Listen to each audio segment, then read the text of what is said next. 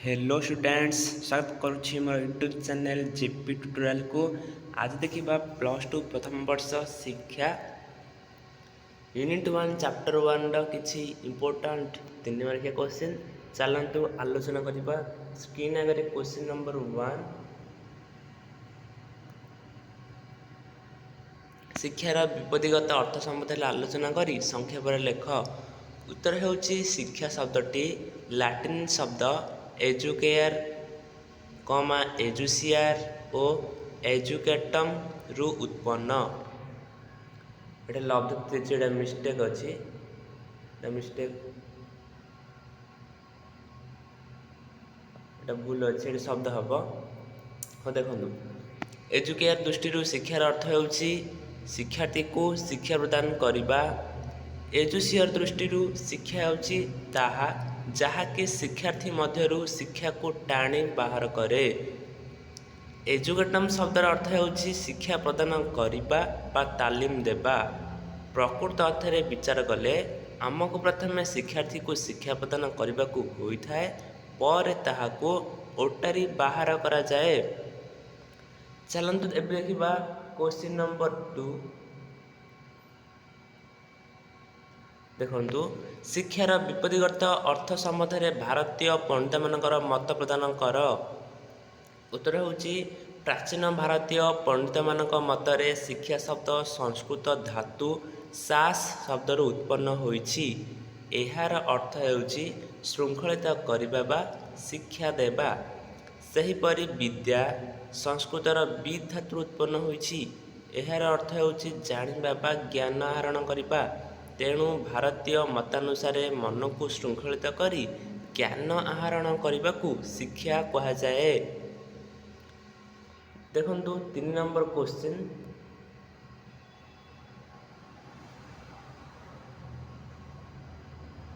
ଶିକ୍ଷାର ସଂକୀର୍ଣ୍ଣ ଅର୍ଥ କହିଲେ କ'ଣ ବୁଝ? ଉତ୍ତର ହେଉଛି ବିଦ୍ୟାଳୟର ଚାରିକାନ୍ଥ ମଧ୍ୟରେ ଶିକ୍ଷାର୍ଥୀ ଯେଉଁ ଜ୍ଞାନ ଆହରଣ କରେ ଏବଂ ବର୍ଷ ଶେଷରେ ଏକ ଯୋଗ୍ୟତା ସମ୍ପନ୍ନ ଡିଗ୍ରୀ ବା ଯୋଗ୍ୟତା ହାସଲ କରେ, ତାହା ହିଁ ହେଉଛି ଶିକ୍ଷାର ସଂକୀର୍ଣ୍ଣ ଅର୍ଥ। ଏହି ଅର୍ଥ ସମ୍ବନ୍ଧରେ ସମସ୍ତେ ଜାଣନ୍ତି। ଛାତ୍ର ବିଦ୍ୟାଳୟକୁ ଗଲେ ତା'ର ଶିକ୍ଷା ଆରମ୍ଭ ହୁଏ ଓ ବିଦ୍ୟାଳୟ ପରିତ୍ୟାଗ କଲେ ଶିକ୍ଷା ସମାପ୍ତି ଘଟେ। ତେଣୁ ଏହି ବିଦ୍ୟାଳୟ ଶିକ୍ଷାରୁ ଯେଉଁମାନେ ବଞ୍ଚିତ ହୁଅନ୍ତି ସେମାନଙ୍କୁ ସମାଜ ଅଶିକ୍ଷିତ ବୋଲି ଅଭିହିତ କରିଥାଏ। ଏହି ସଂକୀର୍ଣ୍ଣ ଅର୍ଥରେ ଶିକ୍ଷକ ହେଉଛନ୍ତି ସର୍ବେ ସର୍ବା। ଶିକ୍ଷକଙ୍କର ଏକମାତ୍ର କାର୍ଯ୍ୟ ହେଲା ଶିକ୍ଷାର୍ଥୀଙ୍କୁ ଶିକ୍ଷା ପ୍ରଦାନ କରିବା। ତେଣୁ ଶିକ୍ଷାର ଏହି ସଂକୀର୍ଣ୍ଣ ଅର୍ଥରେ ଶିକ୍ଷାର୍ଥୀର ଆଗ୍ରହ ଓ ସାମର୍ଥ୍ୟ ଉପରେ କୌଣସି ଗୁରୁତ୍ୱ ନ ଦେଇ ଶିକ୍ଷାୟତନ ମଧ୍ୟରେ ତାକୁ ଆବଦ୍ଧ କରି ରଖାଯାଇଥାଏ।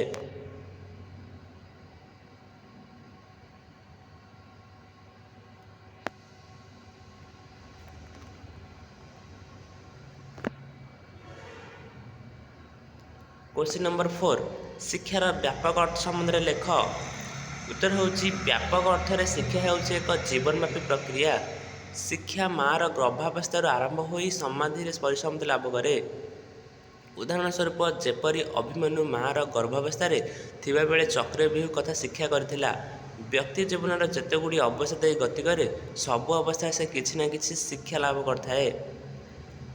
ସେ ଶିକ୍ଷା ହୁଏତ ପରିବାରରୁ ହୋଇପାରେ, ବିଦ୍ୟାଳୟ କିମ୍ବା ବିଦ୍ୟାଳୟ ବାହାରୁ ହୋଇପାରେ। ବ୍ୟାପକ ଅର୍ଥରେ ଶିକ୍ଷା ଜୀବନ ଓ ଜୀବନ ହେଉଛି ଶିକ୍ଷା। ଏ ପରିପ୍ରେକ୍ଷୀରେ ଜନ୍ ଲକ୍ କୁହନ୍ତି, ମଶାର ଦଂଶନ, ତରଭୁଜର ରସୁଆଳ ସ୍ୱାଦ ଓ ଛୋଟ ନାବଡ଼ରେ ଝଡ଼ର ସମ୍ମୁଖୀନ ସବୁ ବ୍ୟାପକ ଅର୍ଥ ଶିକ୍ଷାର ଉଦାହରଣ। ତେଣୁ ବ୍ୟାପକ ଅର୍ଥରେ ସମାଜ ରୂପକ ବିଦ୍ୟାଳୟର ଅଭିଜ୍ଞତା ହିଁ ପ୍ରକୃତ ଶିକ୍ଷା ଅଟେ।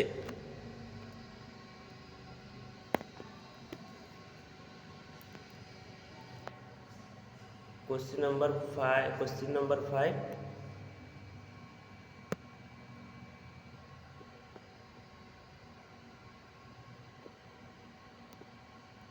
शिक्षा और तालीम मध्य प्रभेद दर्शाओ। उत्तर ହେଉଛି ଶିକ୍ଷା ଓ ତାଲିମ ଏକାର୍ଥବୋଧକ ନୁହେଁ, ଉଭୟ ମଧ୍ୟରେ ବହୁ ବ୍ୟବଧାନ ପରିଲକ୍ଷିତ ହୋଇଥାଏ। ତାଲିମ ଦ୍ୱାରା ନିର୍ଦ୍ଦିଷ୍ଟ ଦକ୍ଷତା ହାସଲ କରିବା ସମ୍ଭବପର ହୋଇଥାଏ, କିନ୍ତୁ ଶିକ୍ଷା ଦ୍ୱାରା ବ୍ୟକ୍ତିର ସର୍ବବିଧ ଜ୍ଞାନର ଅଭିବୃଦ୍ଧି ଘଟିବା ସମ୍ଭବପର ହୋଇଥାଏ। ତେଣୁ ଶିକ୍ଷା ଓ ତାଲିମ କେବେ ବି ଏକା ହୋଇ ନପାରେ। କ୍ୱେଶ୍ଚିନ୍ ନମ୍ବର 6, ଶିକ୍ଷାର ବ୍ୟକ୍ତିଗତ ଲକ୍ଷ୍ୟ ସମ୍ବନ୍ଧରେ ଲେଖ। उत्तर ହେଉଛି ଶିକ୍ଷାର ବ୍ୟକ୍ତିଗତ ଲକ୍ଷ୍ୟ ସପକ୍ଷରେ ଯୁକ୍ତି ବାଢ଼ୁଥିବା ଶିକ୍ଷାବିତ୍ ମାନେ ବ୍ୟକ୍ତିକୁ ମୁଖ୍ୟ ସ୍ଥାନ ଦେଇ ଆସୁଛନ୍ତି। ସେମାନଙ୍କ ମତାନୁଯାୟୀ ମାନବ ହିଁ ପ୍ରତ୍ୟେକ ବସ୍ତୁର ମାନଦଣ୍ଡ। ମାନବ କେତେକ ପ୍ରବୃତ୍ତିଦତ୍ତ ଗୁଣ ନେଇ ଧରାପୃଷ୍ଠରେ ଜନ୍ମଗ୍ରହଣ କରିଥାଏ। ସେହି ଅନ୍ତର୍ନିହିତ ଗୁଣାବଳୀର ବିକାଶ ହେବା ବିଧେୟ, ଯାହାଫଳରେ ବ୍ୟକ୍ତି ଜଣେ ପୂର୍ଣ୍ଣାଙ୍ଗ ମନୁଷ୍ୟରେ ପରିଣତ ହୋଇଥାଏ। ଏହି ଦୃଷ୍ଟିକୋଣରୁ ବ୍ୟକ୍ତିର ପୂର୍ଣ୍ଣାଙ୍ଗ ବିକାଶ ହିଁ ଶିକ୍ଷାର ଲକ୍ଷ୍ୟ ହେବା ବିଧେୟ। ଶିକ୍ଷାବିତ୍ମାନେ ବିଶ୍ୱାସ କରନ୍ତି ଯେ ମନୁଷ୍ୟ ପବିତ୍ର, ମହାନ, ମାତ୍ର ସମାଜ ହେଉଛି କଳୁଷିତ ଓ ନଗ୍ନ। ତେଣୁ ମନୁଷ୍ୟକୁ ସମାଜର ଅତ୍ୟାଚାରରୁ ରକ୍ଷା କରି ତାକୁ ସ୍ୱାଧୀନତା ଦେବା ପୂର୍ବକ ତା'ର ସର୍ବାଙ୍ଗୀନ ବିକାଶ କରାଇବା ଶିକ୍ଷାର ଲକ୍ଷ୍ୟ ହେବା ବିଧେୟ। ଶେଷ ପ୍ରଶ୍ନ, କ୍ୱେଶ୍ଚନ୍ ନମ୍ବର 7, ଶିକ୍ଷାର ସାମାଜିକ ଲକ୍ଷ୍ୟ ବ୍ୟାଖ୍ୟା କର। ଉତ୍ତର ହେଉଛି ଶିକ୍ଷାର ସାମାଜିକ ଲକ୍ଷ୍ୟରେ ବିଶ୍ୱାସ କରୁଥିବା ଶିକ୍ଷାବିତ୍ ମାନେ ସମାଜ ଉପରେ ଗୁରୁତ୍ୱ ଆରୋପ କରନ୍ତି। ଆରିଷ୍ଟଟଲଙ୍କ ମତରେ ସମାଜକୁ ଛାଡ଼ି ଯେଉଁ ମନୁଷ୍ୟ ବାସ କରେ ସେ ହୁଏତ ଦେବତା କିମ୍ବା ପିଶାଚ ହୋଇପାରେ। ଯେହେତୁ ମନୁଷ୍ୟ ଗୋଟିଏ ସାମାଜିକ ପ୍ରାଣୀ, ସେହେତୁ ସମାଜ ବିନା ମନୁଷ୍ୟର ସ୍ଥିତି ଅସମ୍ଭବ। ସମାଜ ମନୁଷ୍ୟର ସର୍ବାଙ୍ଗୀନ ଉନ୍ନତି ପାଇଁ ଏକ ଶକ୍ତିଶାଳୀ ମାଧ୍ୟମ। ଜେମ୍ସ ରସ୍ ମତ ଦିଅନ୍ତି, ସାମାଜିକ ପରିବେଶ ବିନା ବ୍ୟକ୍ତିବିଶେଷ ମୂଲ୍ୟହୀନ ଓ ବ୍ୟକ୍ତିତ୍ୱ ନିରର୍ଥକ। ମାନବଠାରେ ସାମାଜିକ ଦକ୍ଷତାର ବୃଦ୍ଧି, ଦେଶ ପ୍ରତି ଆନୁଗତ୍ୟ ଭାବ, ଦଳଗତ ଉନ୍ନତି ପାଇଁ ମନୋବୃତ୍ତି ପ୍ରଭୃତି ଚିନ୍ତାଧାରା ଜାଗ୍ରତ କରିବାର ଏହା ଏକ ଲକ୍ଷ୍ୟ ହେବା ବିଧେୟ, ଯାହାଫଳରେ ସମାଜର ସର୍ବବିଧ ଉନ୍ନତି ହେବା ସଙ୍ଗେ ସଙ୍ଗେ ବ୍ୟକ୍ତିର ବ୍ୟକ୍ତିତ୍ୱର ପରିପୁଷ୍ଟନ ହୋଇପାରିବ। ସରିଯାଇଛି ଆମର ଇମ୍ପୋର୍ଟାଣ୍ଟ 3 ମାର୍କିଆ 7ଟି କ୍ୱେଶ୍ଚିନ୍। ନେକ୍ସଟ କ୍ଲାସ୍ରେ ଆମେ 3 ମାର୍କିଆ ଆଉ 5ଟି କ୍ୱେଶ୍ଚିନ୍ ଆଲୋଚନା କରିବା। ସେହି ପର୍ଯ୍ୟନ୍ତ ସମୟ ଦିଅନ୍ତୁ। ରହୁଛି। ଆଉ ଚ୍ୟାନେଲକୁ ନୂଆ ଆସିଲେ ଚ୍ୟାନେଲକୁ ଲାଇକ୍, ସେୟାର, ସବସ୍କ୍ରାଇବ୍ କରିବାକୁ ଜମା ବି ଭୁଲିବେ ନାହିଁ। ଥ୍ୟାଙ୍କ୍ସ।